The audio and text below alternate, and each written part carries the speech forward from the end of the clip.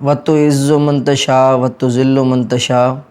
Students, आज का हमारा जो टॉपिक है उस टॉपिक का नाम है लीनियर मोमेंटम। ठीक है, अब ये जो वर्ड लीनियर है, इस लीनियर वर्ड का मतलब होता है स्ट्रेट। ठीक है, सीधा। अब अगर मोशन की बात करें तो मोशन के वैसे तो बहुत सारे टाइप्स होते हैं। फ़र्ज़ करें आपके पास कौन सा मोशन है, लीनियर मोशन है। तो अगर मैं आपसे पूछूं तो लीनियर मोशन किसे कहते हैं? ऐसा मोशन जिसमें बॉडी मूव करे इन अ स्ट्रेट लाइन। कोई भी बॉडी मूव करे स्ट्रेट लाइन में, तो ऐसे मोशन को हम क्या कहते हैं? लीनियर मोशन, या फिर हम कहते हैं ट्रांसलेटरी मोशन। अब अगर फ़र्ज़ करें अगर कोई बॉडी लीनियर मोशन में है, स्ट्रेट मूव कर रही है, तो उसके अंदर जो मोमेंटम होगा वो क्या होगा? Linear momentum. और उसके अंदर अगर जो वेलोसिटी होगी वो भी क्या होगी? Linear velocity. और उसके अंदर जो एक्सेलरेशन होगी वो भी क्या होगी? लीनियर होगी। अब फर्ज करें कि आपके पास एक ऐसा मोशन है जो कैसा है? रोटेशनल है, एंगुलर है, फर्ज करें सर्कुलर है। जिस तरह पंखा है, पंखा गोल घूमता है। तो अगर मैं आपसे पूछूं कि पंखा अगर गोल घूम रहा है तो उसके अंदर जो मोमेंटम होगा वो कैसा होगा? वो भी एंगुलर होगा। और अगर कोई बॉडी रोटेशनल मोशन में है, एंगुलर मोशन में है, सर्कुलर मोशन में है, तो उसके अंदर जो वेलोसिटी होगी वो भी क्या होगी? एंगुलर। और जो एक्सेलरेशन होगी वो भी क्या होगी? एंगुलर होगी। ठीक है, इसी तरीके से अब हम समझते हैं इस पॉइंट को। ठीक है, लीनियर मोमेंटम या आप खाली मोमेंटम भी कह सकते हैं। तो याद रखिएगा, पहली point, quantity of a motion is called momentum. इस दुनिया में आप देखें कि अगर कोई भी बॉडी मोशन कर रही है, चाहे आप किसी साइकिल पर जा रहे हैं, आप किसी मोटरसाइकिल पर जा रहे हैं, आप पैदल जा रहे हैं, आप किसी जहाज के अंदर जा रहे हैं, आप तेज चल रहे हैं, आप स्लो चल रहे हैं, अगर आप मोशन में हैं तो याद रखिएगा आपके अंदर क्या होगा? क्वांटिटी ऑफ मोशन होगा। मोशन की क्वांटिटी जरूर मौजूद होगी। फर्ज करें, सपोज करते हैं, सपोज करना कोई गुनाह नहीं है। फर्ज करें कि एक साइकिल है जो मूव कर रही है, और फर्ज करें आपके सामने एक कार भी मूव कर रही है। तो मुझे बताएं कि इस कार के अंदर जो क्वांटिटी ऑफ मोशन होगा या इस साइकिल के अंदर जो मोशन की क्वांटिटी होगी वो कितनी होगी? तो आप इजीली ये कहेंगे कि आपकी जो साइकिल है, इस साइकिल के अंदर मोशन की जो क्वांटिटी होगी, मोशन का जो मिकदार होगा वो कम होगा। मगर ये as compare to the car, जो कार के मुकाबले में अगर देखा जाए तो कार के अंदर जो मोशन की क्वांटिटी होगी वो ज्यादा होगी। ठीक है, तो इस दुनिया में जब भी आप चल रहे होते हैं तो आपके पास क्या होती है? मोशन की क्वांटिटी मौजूद होती है। ठीक है, ओके जी। तो लीनियर मोमेंटम क्या है? Quantity of motion. मोशन की क्वांटिटी को बेसिकली क्या कहा जाता है? मोमेंटम कहा जाता है।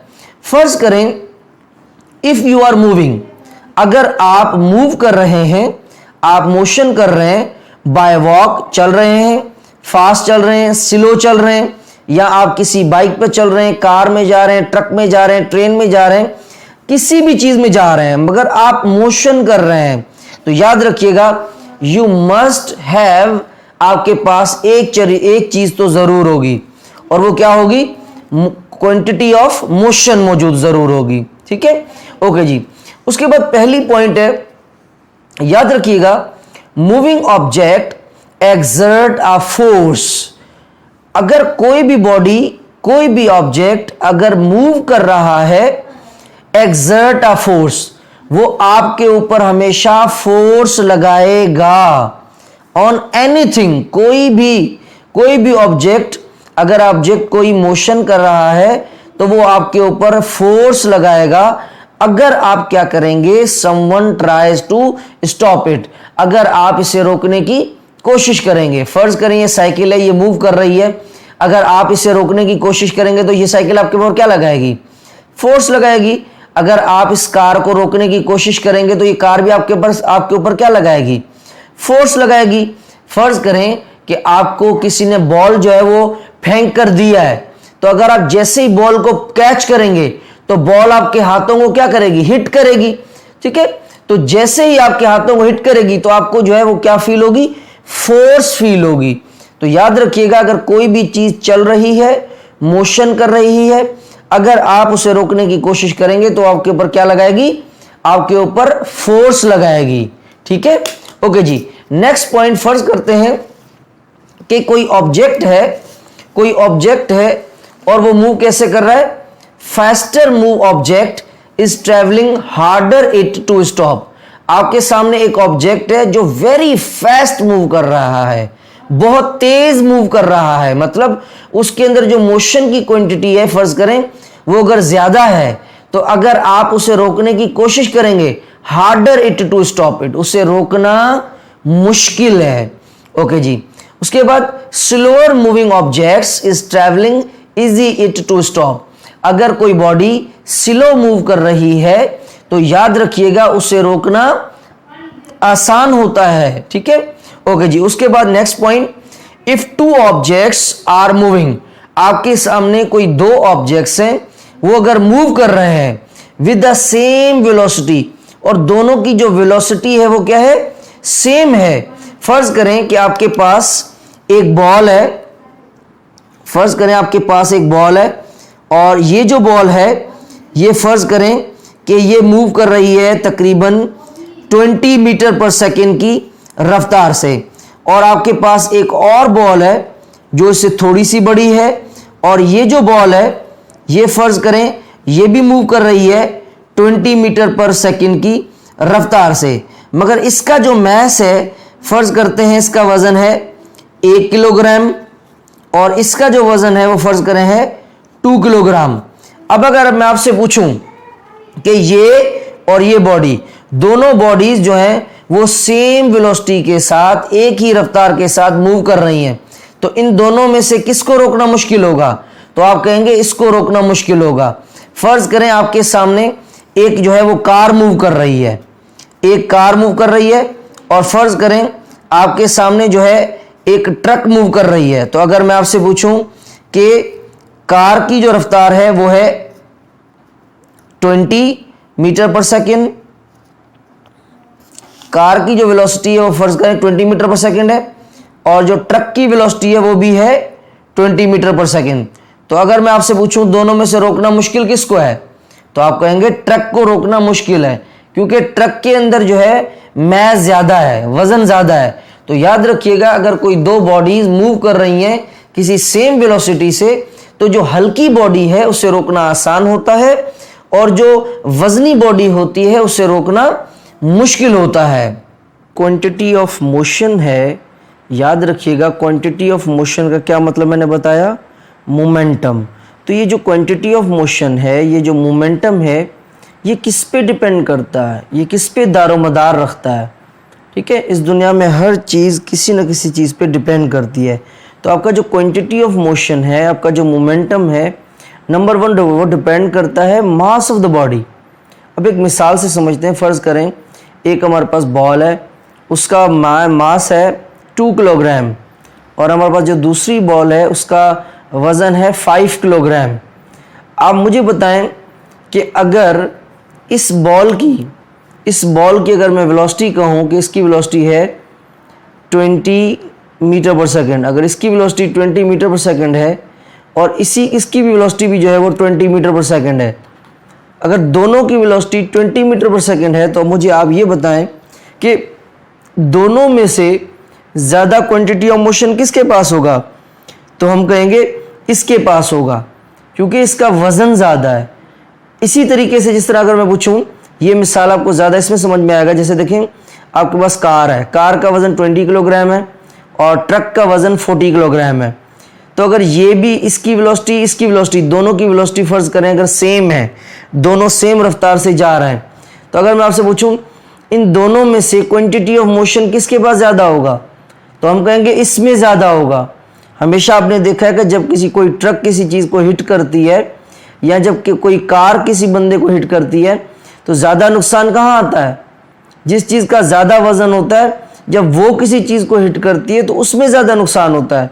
इसका मतलब जिस चीज़ का वजन ज़्यादा, फ़र्ज़ करें एक ईंट उठाएं और आप एक ईंट को जो है वो ऊपर से फेंकें नीचे, और वहीं पे अगर आप एक कागज़ लें और कागज़ को ऊपर से फेंकें, तो दोनों में से क्वांटिटी ऑफ मोशन किसके पास ज़्यादा होगा? तो आप कहेंगे जिसके पास वज़न ज़्यादा होगा। तो इससे ये क्लियर हुआ कि जिस चीज़ में वज़न ज़्यादा होता है उस चीज़ के अंदर quantity of motion means momentum जो है वो ज़्यादा होता है। तो ये बात सच है कि quantity of motion means momentum पहली बात जो जिस पे डिपेंड करता है वो है मास ऑफ द बॉडी। उसके बाद क्वांटिटी ऑफ मोशन जो दूसरी बात पे डिपेंड करता है वो है वेलोसिटी ऑफ द बॉडी। अब फ़र्ज़ करें कि ये जो बंदा है ये जब दौड़ता है, ये जब चलता है, मोशन करता है, तो इसकी जो वेलोसिटी है फ़र्ज़ करें 10 मीटर पर सेकेंड है, और एक बंदा साइकिल पे जाता है और साइकिल पर इसकी वेलोसिटी है 20 मीटर पर सेकेंड। अब अगर मैं आपसे पूछूं इन दोनों में से क्वांटिटी ऑफ मोशन किसके पास ज़्यादा है, तो आप कहेंगे जब वेलोसिटी ज़्यादा होती है तो क्वांटिटी ऑफ मोशन भी ज़्यादा होता है। अगर इसकी वेलोसिटी कम है इसका मतलब इसकी क्वांटिटी ऑफ मोशन कम है। तो जिसकी वेलोसिटी कम उसका मोमेंटम कम, जिसकी वेलोसिटी ज़्यादा उसका मोमेंटम ज़्यादा। इसी तरीके से अगर मैं कार और ट्रक का मिसाल लूँ तो कार में वेलोसिटी जो है वो ज़्यादा होती है और ट्रक के अंदर वेलोसिटी कम होती है। ठीक है, ओके जी। तो ये बात यहाँ से भी क्लियर हुई कि जो क्वांटिटी ऑफ मोशन है, जो मोमेंटम है, वो वेलोसिटी पे भी डिपेंड करता है। ठीक है, अगर फ़र्ज़ करें आप चाहते हैं कि हम मोमेंटम को कैलकुलेट करना चाहते हैं, हम मोमेंटम को मालूम करना चाहते हैं, तो मोमेंटम को कैसे मालूम करेंगे? मोमेंटम को कैलकुलेट करने के लिए हम क्या करेंगे? Product of mass and velocity is called momentum. तो हमने देखा कि मोमेंटम दो बातों पे डिपेंड करता है, एक मास पर, दूसरा वेलोसिटी पर। तो अगर हमें मोमेंटम कैलकुलेट करना है तो हम क्या करेंगे? मास को वेलोसिटी के साथ मल्टीप्लाई कर देंगे, मतलब product of mass and velocity. जब मास एंड वेलोसिटी की प्रोडक्ट करेंगे तो हमें क्या मिलेगा? लीनियर मोमेंटम मिलेगा, हमें मोमेंटम मिल जाएगा। ठीक है, क्वांटिटी ऑफ मोशन मिल जाएगा। ओके जी, इसी बात को अगर मैं मजीद लिखना चाहूँ, मोमेंटम कब मिलता है? जब हम मास और वेलोसिटी को मल्टीप्लाई करें। अगर हम मैथमेटिकली इसको लिखना चाहें, मास की जगह m आ जाएगा और वेलोसिटी की जगह v आ जाएगा। अब हमें पता है कि जो मोमेंटम है वो कौन सी क्वांटिटी है? वेक्टर क्वांटिटी है। याद रखिएगा, आपका जो मोमेंटम है वो वेक्टर क्वांटिटी है। वो वेक्टर क्वांटिटी इसलिए है क्योंकि ये आपका जो वेलोसिटी है ये आपकी वेक्टर होती है, मगर आपका जो मास होता है वो वेक्टर नहीं होता। तो यहाँ पे स्केलर, जब स्केलर को वेक्टर के साथ हम मल्टीप्लाई करते हैं तो जवाब हमारा वेक्टर ही आता है। ठीक है, ओके जी। तो momentum is always a vector quantity, और वो चीज़ जो वेक्टर क्वांटिटी होती है इसका मतलब है उसे डायरेक्शन की ज़रूरत होती है। ठीक है, ओके जी। उसके बाद अगर नेक्स्ट पॉइंट डिस्कस करना चाहें तो नेक्स्ट ये है, फॉर एग्जाम्पल अगर हम मोमेंटम का डायरेक्शन को कैलकुलेट करना चाहते हैं तो फ़र्ज़ करें ये बॉल है, इसकी वेलोसिटी का डायरेक्शन ये है। तो याद रखिएगा, अगर मैं आपसे पूछूं कि मोमेंटम का डायरेक्शन कौन सा होगा, तो याद रखिएगा मोमेंटम का भी डायरेक्शन वो ही होता है जो आपकी वेलोसिटी का डायरेक्शन होता है। इस तरफ देखें कि बॉल जो है वो नीचे से ऊपर जा रहा है, अपवर्ड जा रहा है, तो इसका मतलब इसकी वेलोसिटी का जो डायरेक्शन है वो क्या है? अपवर्ड है। तो जो मोमेंटम का डायरेक्शन होगा वो भी क्या होगा? अपवर्ड होगा। फर्ज करें ये जो बॉल है ये आपकी डाउनवर्ड आ रही है, इसका मतलब इसकी वेलोसिटी का जो डायरेक्शन है वो डाउनवर्ड है, तो जो मोमेंटम का डायरेक्शन होगा वो भी क्या होगा? वो भी डाउनवर्ड होगा।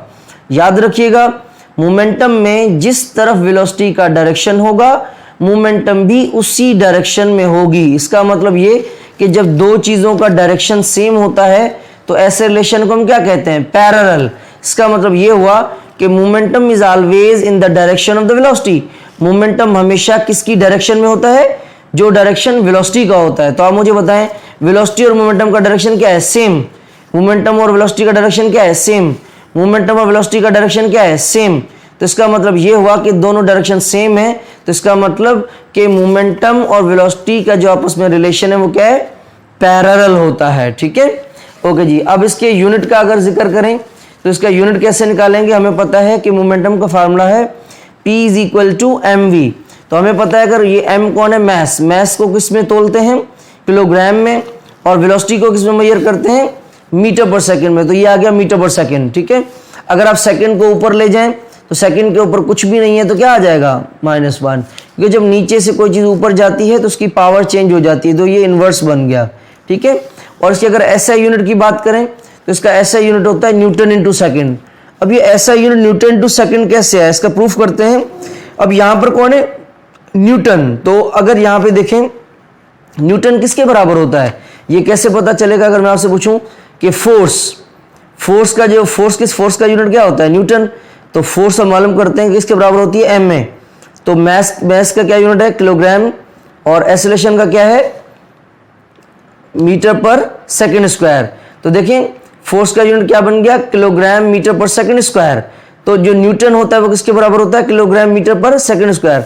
तो न्यूटन की जगह हमने क्या रखा, किलोग्राम मीटर पर सेकंड स्क्वायर, और उसके साथ सेकंड है, ये सेकंड का सेकंड सेम, ये सेकंड और ये सेकंड कैंसिल, मगर यहाँ पे सेकंड 2 थे, 2 में से 1 कैंसिल हो गया, बाकी कितने बचे, 1 बचा, तो 1 का 1 same, hence proved, happy party. ठीक है, तो प्रूफ हो गया। देखें मोमेंटम का ये यूनिट देखें सेम आ गया। इसका मतलब है हम कह सकते हैं कि मोमेंटम का ऐसा यूनिट न्यूटन इंटू सेकेंड है। उसके बाद नेक्स्ट टॉपिक है और बहुत ही important, momentum in the terms of Newton second law. ठीक है, अगर हम मोमेंटम की बात करें तो आपको पता है कि जो मोमेंटम होता है, मोमेंटम का फार्मूला क्या होता है, P = mv। और अगर हम बात करें न्यूटन सेकेंड लॉ, तो आपको पता है कि जो न्यूटन सेकेंड लॉ होता है इसका दूसरा नाम क्या होता है, लॉ ऑफ फोर्स। तो फोर्स किसके बराबर होती है, ma। अब आप देखें फोर्स का फार्मूला ma और मोमेंटम का फार्मूला mv, दोनों में किस चीज का फर्क है, यहां पर एक्सेलरेशन और यहां पर वेलोसिटी है। ठीक है, अब फर्ज करते हैं कि हमारे पास एक बॉडी है A, और या ए पॉइंट है और दूसरी हमारे पास पॉइंट B है। ठीक है, यहां पर एक बॉडी है, अगर बॉडी है तो उसका क्या होगा, मास होगा। यहां पर ये बॉडी पड़ी हुई है, इसका मतलब यहां पर इसके अंदर कौन सी वेलोसिटी होगी, इनिशियल। तो फर्ज करें इसके ऊपर मैं फोर्स अप्लाई कर रहा हूं, जैसे ही फोर्स अप्लाई करूंगा तो ये A से लेकर कहां तक आ जाएगा, B तक आ जाएगा। तो लाजिम बात है इसे टाइम भी लगेगा। अगर मैं आपको कहूं कि इसकी एक्सेलरेशन मालूम करें तो एक्सेलरेशन के लिए क्या फार्मूला होगा, एक तो A = vf - vi/t। और अगर दूसरी एक्सेलरेशन दूसरे फार्मूले से मालूम करना चाहें तो ऐसे भी कर सकते हैं। हमें पता है कि फोर्स किसके बराबर है, ma। अगर a का फार्मूला निकालें, जो चीज मालूम करते हैं उसे अकेला करेंगे, m मल्टीप्लाई कर रहा है, यहाँ पे क्या करेगा, डिवाइड। तो F/m = a। अब देखें यहाँ पर एक फार्मूला आ गया और दूसरा ये फार्मूला आ गया। इससे भी एक्सेलरेशन कैलकुलेट कर सकते हैं और इससे भी कैलकुलेट कर सकते हैं। तो बेसिकली हमारा टॉपिक क्या है, momentum in the terms of Newton second law. हमें मोमेंटम को न्यूटन के सेकेंड लॉ में बयान करना है। इसका मतलब न्यूटन सेकेंड लॉ माने फोर्स, इसका मतलब कि मोमेंटम को हमने फोर्स के वर्ड्स में बयान करना है। तो कैसे करेंगे, हमें पता है Newton second law means force. तो फोर्स किसके बराबर है, F = ma। ठीक है, तो ये m आपका सेम। हमें पता है कि एक्सेलरेशन किसके बराबर है, vf - vi/t।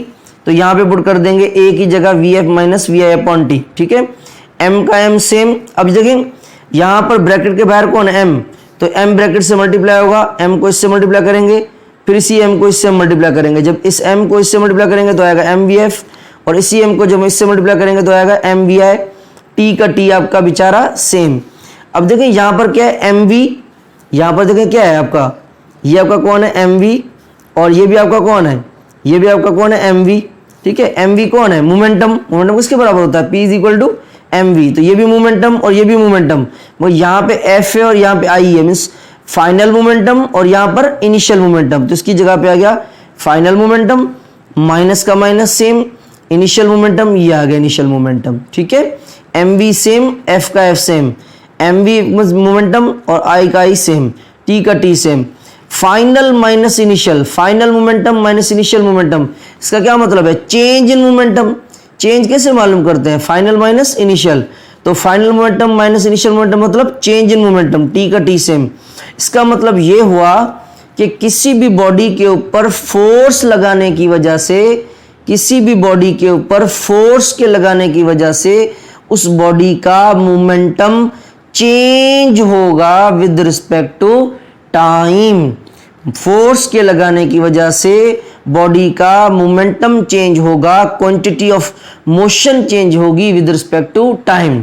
तो इसका मतलब हमें फोर्स का एक दूसरा फार्मूला मिल गया। एक फोर्स का formula F equal to M A, F equal to अम्मा, और दूसरा formula F equal to delta P over T। तो फोर्स के हमें दो फार्मूले मिल गए। तो अब देखें हमने मोमेंटम को किसके वर्ड्स में बयान किया है, न्यूटन के सेकंड लॉ के वर्ड्स में बयान किया है। ठीक है, उम्मीद करता हूं आज का मेरा लेक्चर आप लोगों को ज़बरदस्त समझ में आया होगा। कोई भी सवाल, कोई भी ऐसी बात जो आप लोगों को ना समझ में आई हो तो ज़रूर मुझसे कमेंट बॉक्स में ज़रूर पूछिएगा, और इस वीडियो को, इस टॉपिक को अपने दोस्तों में, फ्रेंड्स में ज़रूर शेयर करें ताकि किसी का फ़ायदा। इंसान की ज़िंदगी का मकसद यही है ताकि हम किसी को फ़ायदा पहुँचाएँ। स्टे ब्लेस्ड, स्टे इंस्पायर्ड, फ़ी अमानिल्लाह।